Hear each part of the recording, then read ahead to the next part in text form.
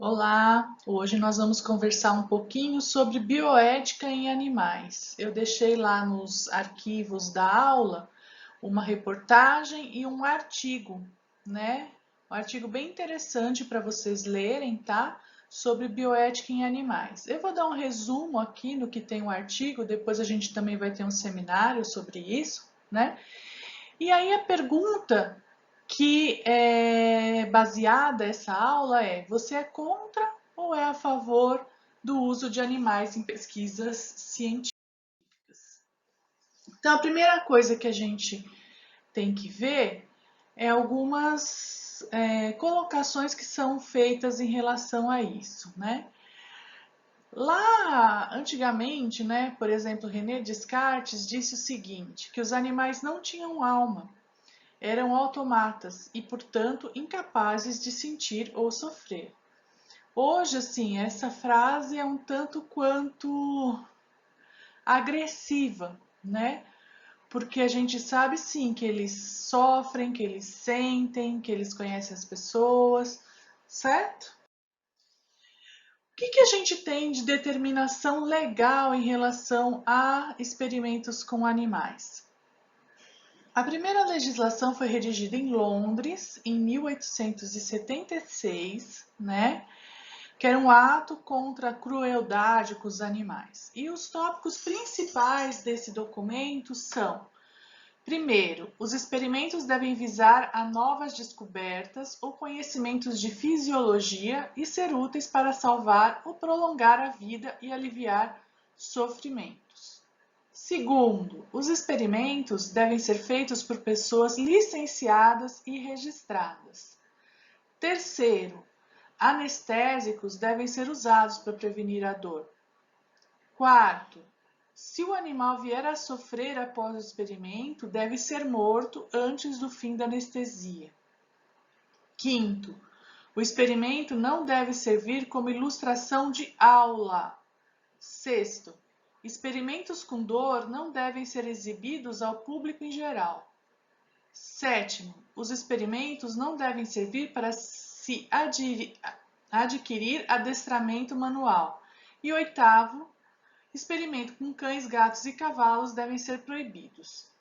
Aqui, resumindo, lá em 1876, tem muitas coisas que ainda é muito discutido. Então, eu já vou colocar para vocês que essa aqui, a oitava, né, não é proibido, tá? Pode-se sim fazer experimentos com cães e com, na verdade, com todos os tipos de animais. Outra coisa, experimento não deve servir como ilustração de aula. Eu vou dar exemplo do que eu fiz quando eu estava na graduação. Eu fiz alguns experimentos com animais, né? O que eu acho dos experimentos? Eu acho que hoje, né, vendo, eu acho que não eram necessários. Por quê? Porque isso já era muito provado. A gente não estava vendo novas descobertas ou conhecimentos de fisiologia. E na verdade a gente era alunos de graduação que não tinha experiência, vamos colocar, né? Aqui, ó, experimentos devem ser feitos por pessoas licenciadas e registradas na parte de anatomia animal, muito menos para fazer experimentos com eles. As pessoas que fazem experimentos com animais, eles devem ser extremamente treinados, né? Não é colocar qualquer pessoa para ir lá e tirar sangue de um bicho sem ela saber, tá?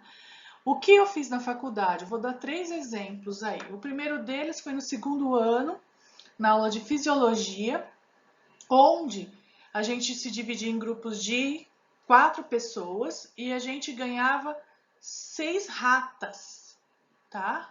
Ratonas, assim.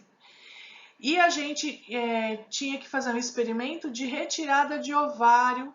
Então, 2 a gente retirava o ovário, 2 a gente tirava ovário e útero, e na outra a gente só fazia um corte superficial para causar a dor que as outras tinham.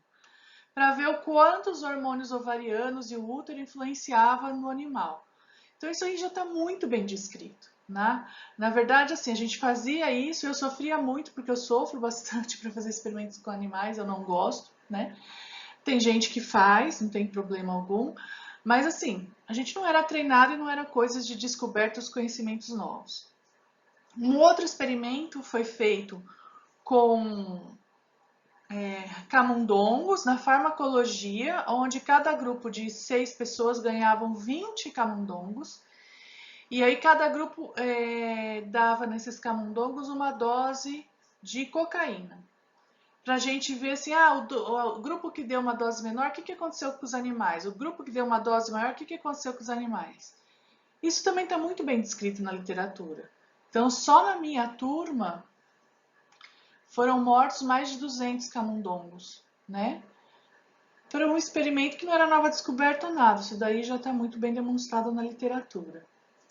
E o terceiro foi uma aula de imunologia, que o professor queria ensinar a gente a tirar sangue do olho do rato para fazer testes imunológicos. Então, assim, para quê, né, gente? Então, o experimento não deve servir como ilustração de aula. É muito complicado. E isso já era em 1876, certo? O que mais? Como eu falei, as pessoas devem estar prontas,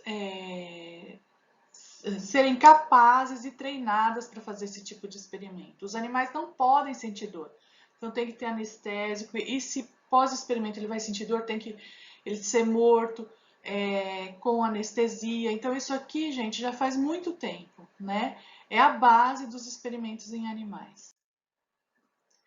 Depois foi feito outros documentos, então a gente tem na Escócia, 1911, 1912, depois Londres, 54, 64, que é um ato de proteção aos animais, ok?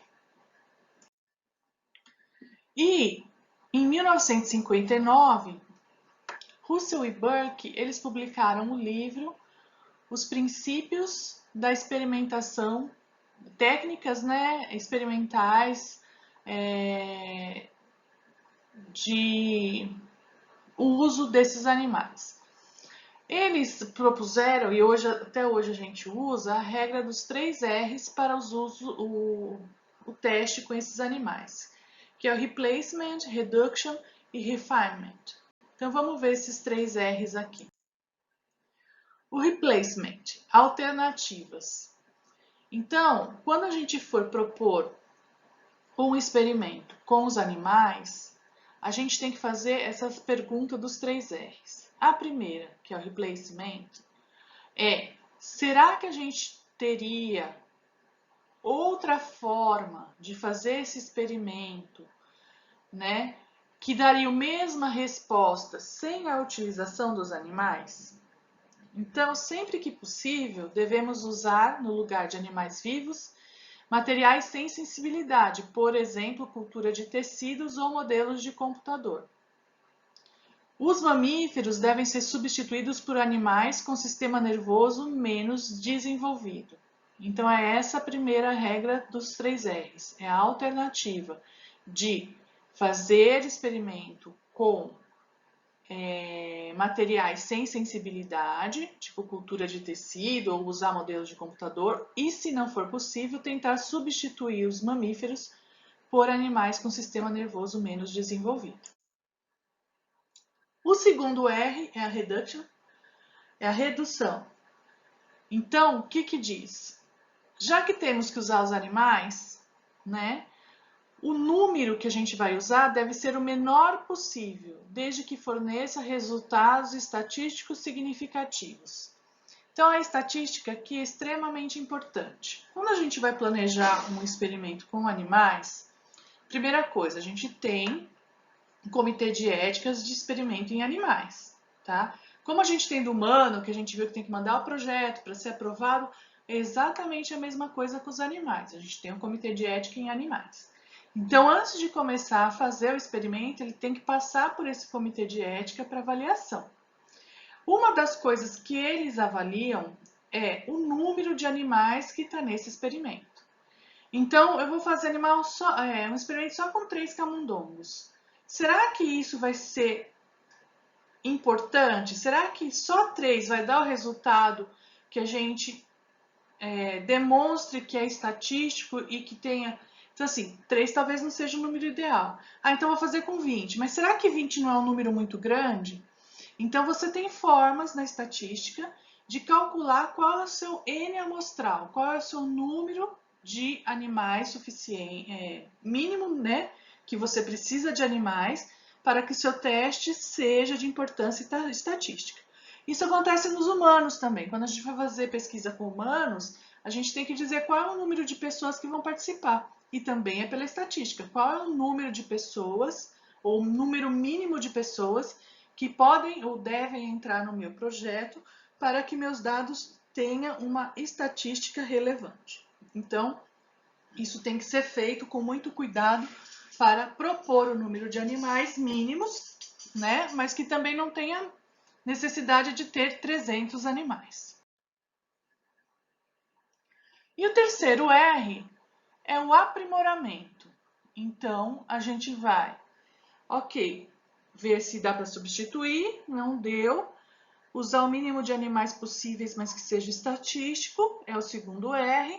E o terceiro R é a gente aprimorar os experimentos com animais. Tentar fazer técnicas menos invasivas, né? E que as pessoas que façam esses experimentos estejam treinadas, né? Então, é o que eu coloquei aqui, ó, uma injeção pode causar muita dor quando aplicado por quem não sabe. Em relação aos documentos internacionais, o que a gente tem, né?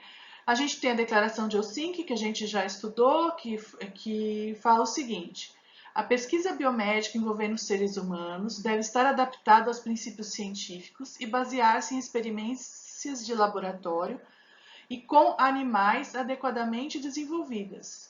Então, essa norma da Declaração de Helsinki é uma adaptação do Código de Nuremberg, dizendo que, para a gente fazer pesquisa em humano, primeiramente essa pesquisa tem que ter passado por animais. Aí a gente tem os princípios básicos do Código Internacional, que foi redigido pelo Reino Unido em 85, né? E que fala também sobre ética de animais de laboratório. Eles falam o seguinte: experimentos com animais é necessário ao desenvolvimento científico.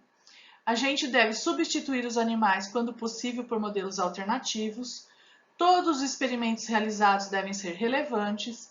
Utilizar o mínimo de animais necessários para se obter resultados válidos. Preferir as espécies filogeneticamente menos desenvolvidas.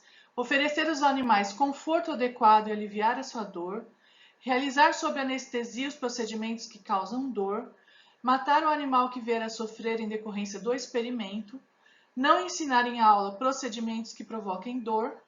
Os experimentos devem ser realizados ou supervisionados por pessoas preparadas cientificamente e a instituição em que se realiza o experimento é responsável por ele. Conforme eu fui lendo, vocês devem ter ido enxergando a regra dos 3 R's. No Brasil, a legislação voltada às pesquisas com os animais, né, segue as normas internacionais, certo? E o que a gente tem é uma lei federal de 79, que estabelece o seguinte, que todos os biotéria onde os animais são mantidos, né, e centro de pesquisa devem ser registrados. A vivissecção de animais somente pode ser realizada sob anestesia em locais credenciados e sob supervisão especializada. Os animais devem ser alojados em gaiolas apropriadas, com conforto e nutrição adequada e ser mantidos em observação por pelo menos 15 dias antes de iniciar a pesquisa. E é proibida a vivissecção em presença de menores de idade. O Ministério da Saúde também, nesse decreto no artigo 5º, fala: a pesquisa em ser humano deve estar fundamentada na pesquisa experimental prévia realizada em animais.